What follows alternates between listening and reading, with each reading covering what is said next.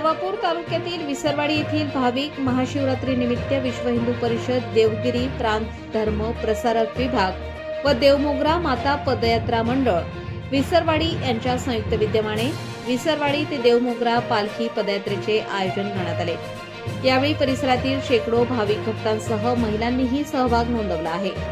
विसरवाडीतील श्री शनेश्वर मंदिर येथे प्रमुख मान्यवरांच्या उपस्थितीत याहामोगी मातेचे पालखीचे पूजन करून गावातून प्रमुख मार्गे देवमोगरा देवीच्या गाण्यांनी बँड पथकाच्या तालावर शेकडो भाविकांचा जथ्था विसरवाडीहून देवमोगरा गुजरातकडे रवाना झाला।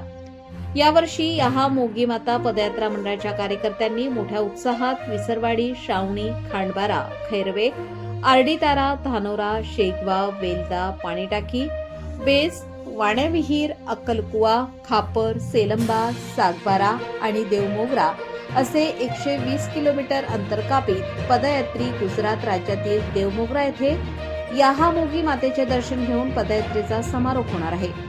यावेळी विश्व हिंदू परिषद पदाधिकारी, युवा उद्योजक धनंजय भरत गावित, विसरवाडी पोलीस ठाण्याचे सहाय्यक पोलीस निरीक्षक नरेंद्र साबळे, ग्रामपंचायत सदस्य दीपेश गावित, विश्व हिंदू परिषद धर्मप्रसारक जिल्हा प्रमुख तथा देवमोगरा पदयात्रा समिती अध्यक्ष अशोक गावित, भाविक, पुजारी यासह ग्रामस्थ व महिला भाविक मोठ्या संख्येने उपस्थित होते।